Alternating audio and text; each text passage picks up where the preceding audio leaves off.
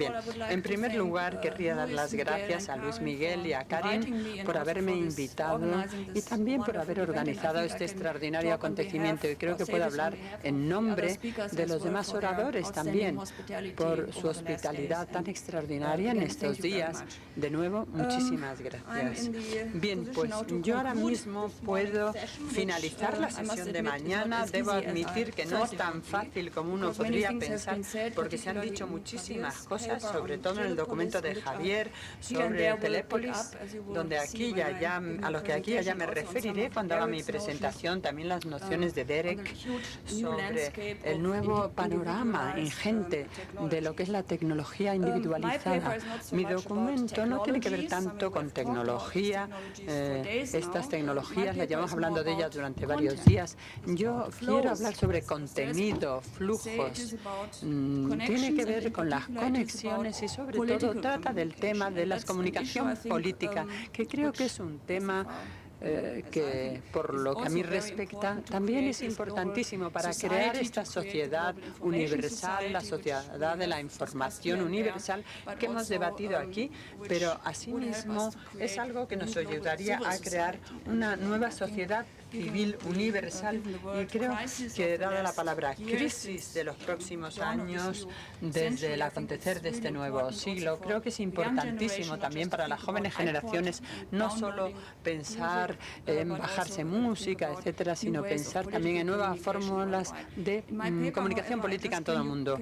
En mi documento, sin embargo, le quiero dar algunas directrices, líneas, vías de lo que es este proceso de transformación, tal y como yo observo que están ocurriendo en esta nueva esfera pública universal, pero que Habermas ha considerado como una idea moderna de la esfera universal moderna. Estamos frente a la transformación de Habermas, esta esfera global, a algo que podríamos describir como un espacio global. Y es importante que seamos conscientes de este proceso de transformación desde el sentido académico, en las artes, así como en algunos otros espacios. Me ha pedido los organizadores que les diera un manuscrito, lo cual facilitaría mucho la vida de los intérpretes. Así lo he hecho, les he dado una copia. Esto significa que debo leer con su permiso esta copia escrita de mi ponencia. Leeré lo más brevemente posible y si tienen preguntas no duden en interrumpirme, porque podemos debatir lo que ustedes quieran. Mi documento trata de la esfera pública global y los nuevos espacios de la comunicación política. Los medios y sobre todo los medios informativos constituyen unos agentes claves del proceso actual de globalización. Creo que todos estamos de acuerdo. Y una de las primeras teorías de un nuevo paradigma de la universalización que surgió al comienzo de los años 90 es Anthony Giddens. Giddens argumentaba en su libro Consecuencias de la modernidad, publicado en 1990, que la globalización se caracteriza por un, cito, distanciación entre el tiempo y el espacio a alto nivel, en tal forma que esta cita, relaciones sociales mundiales, conectan espacios muy distantes de tal forma que los acontecimientos locales los conforman acontecimientos ocurridos a muchas millas de distancia y viceversa. De hecho, en estos días, una visión visionaria que imaginaba un nuevo relación imaginada, o como dirían los filósofos, una relación ontológica, no tanto entre culturas, que ha sido expresada por Marshall McLuhan en su metáfora sobre el Global Village. Y lo que a mí me parece aquí muy interesante es que somos nuevas conexiones pragmáticas, conexiones que superan los tiempos geográficos y del marco temporal. Estos nexos, cuando hice sus observaciones a final de los años 80, se han convertido en algo mucho más complejo, pero también más específico en los últimos años. Todos, prácticamente a diario, yo diría, somos testigos oculares y hay ejemplo de esta nueva cita, dislocación del espacio del lugar, tal y como lo ha expresado Giddens, este nuevo territorio global. Incluso un comentario casual sobre los tipos de interés hecho por Alan Greenspan en una de las tertulias de la CNN tiene una influencia prácticamente inmediata en el mercado de divisas de las economías líderes mundiales. sociales. La violación de los derechos humanos inician protestas a millas de distancia y las elecciones nacionales cada vez más se convierten en asuntos internacionales, como Estados Unidos, Palestina o Irak. Los medios, sobre todo los medios informativos, median estas imágenes y representan ideas del mundo que entonces establecen acción entre la ciudadanía, el público, así como entre los gobiernos. Los aspectos esenciales de este proceso avanzado de globalización actual, más allá de las nociones de Giddens, no es tanto la distanciación entre tiempo y lugar, sino llevando esta metáfora incluso más allá, es la transformación del lugar por el espacio. Un nuevo territorio simbólico transnacional político que Castell ha llamado la sociedad global de las redes. Castells, 1996. El concepto de la sociedad de las redes no solo ayuda a identificar nuevas relaciones globales, sino que también, a un nivel más concreto, la estructura global de los medios informativos y la creación de un espacio público global. En vista de este paradigma de redes, los medios informativos no solo describen los tiempos de paz y de crisis y, por tanto, median el mundo, sino que crean ahora nuevas conexiones, y no solo entre localizaciones distantes, entre A y B, sino en una estructura en red, es decir, un terreno supra y subnacional de la comunicación política. Sin embargo, podríamos argumentar que los medios, y sobre todo el periodismo político, ha cubierto los acontecimientos internacionales desde el principio del periodismo. De hecho, ya la primera publicación periódica de Europa del siglo XVII incluía, así llamarlos, noticias del extranjero. Por ejemplo, los editores de Ámsterdam volvieron a publicar estos periódicos en inglés y francés ya en el año 1620, con un comerciante holandés que tenía un corresponsal en Colonia. Y para dar otro ejemplo, en el siglo XIX, la primera agencia periodística de noticias, como es Havas, los predecesores de Agence France Presse de París, así como Reuters de Londres, vendían noticias del extranjero a los periódicos nacionales publicados y descubrieron rápidamente estos nichos de mercado continentales muy lucrativos comercialmente. Havas se expandió hacia Portugal, España, Italia, Rumania, Serbia, y Reuters llegó a Bélgica, Países Bajos y el Imperio Británico. Durante este periodo de tiempo, el concepto de periodismo exterior empezó a tomar forma ya como un país. La realidad política interna facilitaba el contexto para buscar la lógica, para comprender el mundo. Esto constituye, bajo mi punto de vista, la primera fase de la internalización. Revisando el siglo XX, uno podría argumentar que la segunda fase, de hecho, de la globalización, prácticamente en el marco de la internacionalización de las comunicaciones políticas, ha emergido desde el invento de la radio a principios de los años 20 en muchos países del mundo. Esta era de internacionalización de las noticias consistía, por ejemplo, en una transporte no intencional de las señales de radio de Estados Unidos a México y de Portugal a España y viceversa.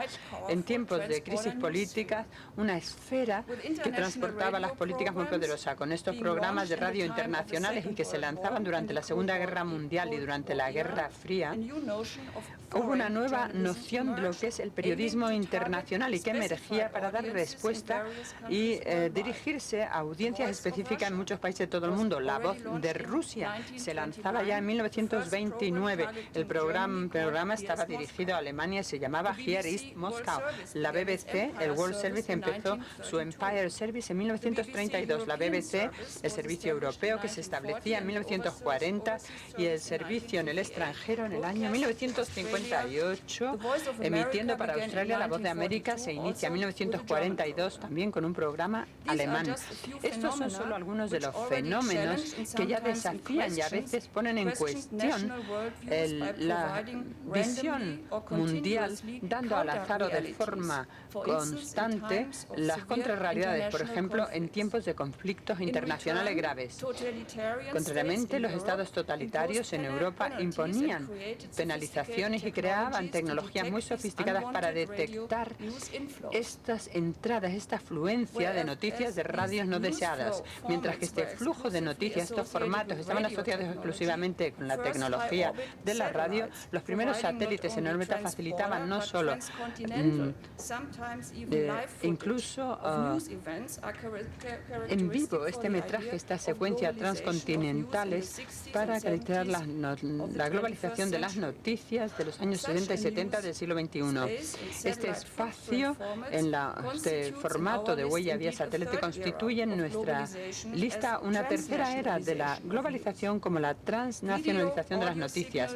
Las señales de vídeo y de audio se distribuían en vivo, punto a punto, y simplemente hacia las salas de edición de los emisores. Son los que llamamos Early Bird de este tipo de satélite, que más tarde se convirtieron en Intelsat 1. Los periodistas entonces domesticaron o mediaron estas noticias globales para estos públicos locales. Por ejemplo, cuando Armstrong dio los primeros pasos en la Luna y se interpretaban como un logro de la ciencia en el mundo occidental, las mismas imágenes en vivo se consideraron de forma totalmente distinta en los países árabes. La televisión de Argelia comentó los primeros pasos de Armstrong en la Luna dentro de los marcos religiosos de su significado.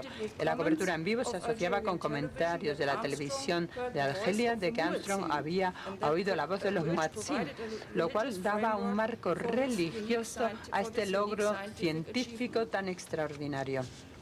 Una de las más importantes innovaciones tecnológicas de la última década es la extensión de la capacidad de los satélites. Mientras que el satélite Early Bird y su generación solo tenían la capacidad de 250 circuitos de telecomunicación o un transpondedor de televisión en blanco y negro, la infraestructura de los satélites ha cambiado drásticamente hasta nuestros días. Aproximadamente 900 satélites en la actualidad están en línea en dos órbitas y otra línea media sobre el Ecuador. 400 satélites facilitan no solo plataformas muy sofisticadas para las telecomunicaciones mundiales, tales como la telefonía móvil transnacional, GPS, la Internet, sino que también llevan una serie de programas informativos incluso a las regiones más remotas del mundo.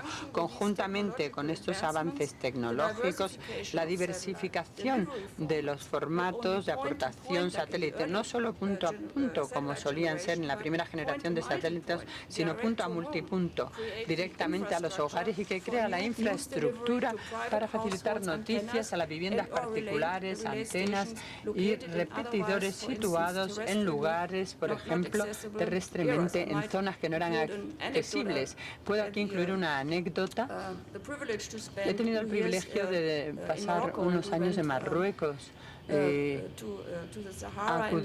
Visitamos el Sáhara, nos quedamos en una casbah y me sorprendió mucho ver todos esos platos de satélite, esas antenas de satélite en los pequeños pueblos cerca del Sáhara, donde resultaba muy impresionante, sobre todo para alguien como yo que trata estos temas. Pero esto muestra la conectividad incluso a los lugares más remotos del mundo. Además de todos estos factores, la reducción de los costos de alquiler de estos satélites es otro factor importante que ha creado y sigue creando un nuevo programa de diversidad sin precedentes que se distribuye mundialmente. Bajo mi punto de vista, estos tres componentes han transformado y siguen transformando no solo la infraestructura informativa del mundo, sino también a un nivel mucho más profundo los nuevos valores y órdenes del día de los informativos, tal y como han podido ser testigos durante las recientes crisis mundiales. Aparte de estos procesos, la Internet más avanzada que facilita medios informativos no solo con el nuevo espacio virtual, sino auténticos nuevos formatos interactivos, tales como los blogs, ya se han mencionado, dando nueva forma no solo al mercado informativo, sino a las teorías de los guardianes, así como el establecimiento de agenda, simplemente ampliando la superficie de esta no sí internacional, sino ahora supra y subnacional espacio informativo desde una perspectiva global. Resulta evidente que los flujos informativos no están establecidos simplemente por medio de grandes empresas multinacionales como Time Warner, CNN, los Western Broadcasters como la BBC, BBC World, sino que se han convertido en auténticos iconos de la esfera informativa global. Cada vez más estos canales, estos nichos, se dirigen no solo a una audiencia masiva, sino que específicamente a estas comunidades. Por ejemplo, la MBC, el Centro de Emisión del Oriente Medio, Medio y que sirve a los expatriados árabes en las comunidades de todo el mundo. Quedó establecido en el año 91 en el Reino Unido, en Londres, y se puede ver como el primer canal pan-árabe que da servicio a estas comunidades árabes. Otro ejemplo sería ITV, un canal muy popular que se dirige a la comunidad india de 25 millones en todo el mundo, que empezó su distribución internacional en el año 93. Al Jazeera es otro de los ejemplos, fundado en el 96 y que ha tenido un reconocimiento mundial años más tarde durante la guerra de Afganistán. Otros que emergieron más recientemente son, por ejemplo, Televisión Globo Internacional, la compañía de televisión brasileña que opera en muchas regiones, y la televisión central china que se dirige a los públicos chinos, y el segundo canal, CCTV9, que facilita la perspectiva china de las noticias para los públicos de habla inglesa en todo el mundo. Además, hay una serie de pequeños canales básicos que han emergido y las apoyan organizaciones tales como las ONGs e incluso empresarios particulares, y que prestan servicio no solo a microaudiencias internacionales, sino que facilitan auténticos y potentes flujos de información dentro de esta infraestructura globalizada. Sin embargo, el espacio público global no solo se caracteriza por estos nuevos formatos de flujos supra y subnacionales, sino también por un paralelismo o disparidad de distintos formatos periodísticos que crean la nueva realidad global. Y voy a describir tres de estos distintos formatos. Uno, yo lo llamo el periodismo internacional como un reflector. En la primera era de la comunicación de masas política del siglo XIX, los medios de información servían como reflectores de los acontecimientos internacionales.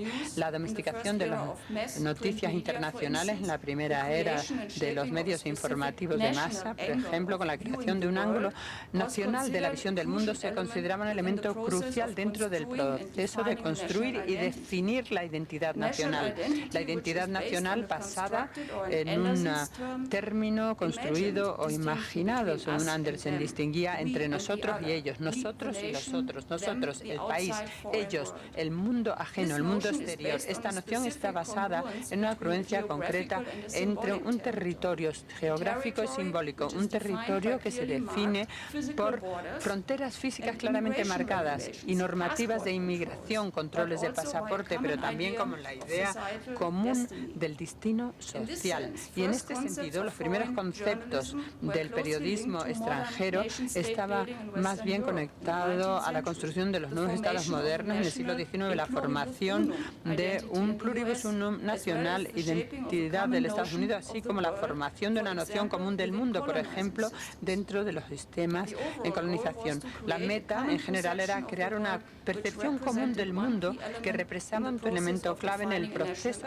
de la definición de la identidad nacional. Esta función de reflector, con el tiempo, ha establecido el concepto de periodismo internacional, corresponsales o periodistas que cubren los acontecimientos internacionales desde un punto de vista nacional en el contexto de la prensa escrita y de la radio, cuando la distribución de las noticias se la definían las fronteras nacionales. El segundo es el periodismo internacional como actores, porque con las nuevas tecnologías, las facilidades vía satélite, no downlink sino uplink, sino también en el contexto de las nuevas cadenas de televisión de 24 horas. Otro concepto de periodismo internacional emergía a mediados de los años 80, impulsado por las nuevas canales de noticias comerciales internacionales como la CNN Internacional, con las nuevas exigencias de producir y cubrir las noticias en un flujo constante de 24 horas con nuevos formatos, no solo de periodismo, sino de periodismo internacional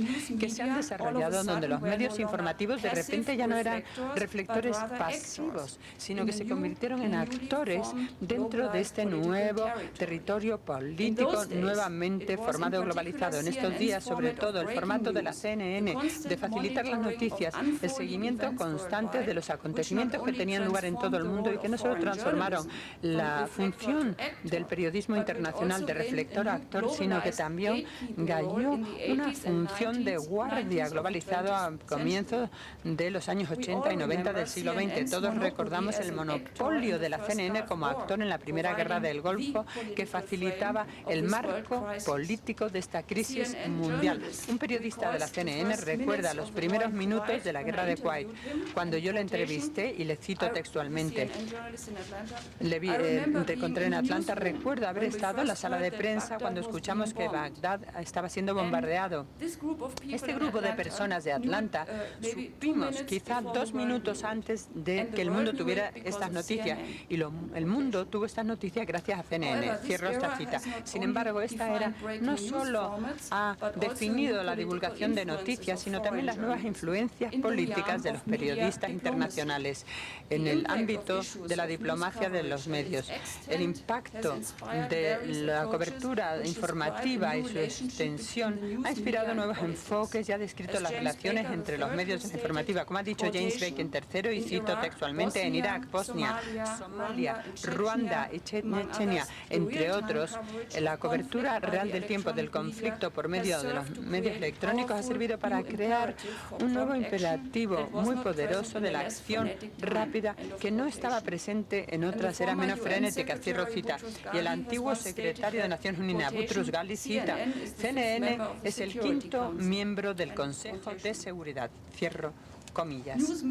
Los medios informativos no solo dan cobertura de los acontecimientos, sino que crean plataformas para la comunicación política, por ejemplo, entre las cabezas de Estado que no tienen otra forma de comunicar sus mensajes por medios diplomáticos. La interview de Saddam Hussein en la CDN, los mensajes de Bin Laden sobre Al Jazeera.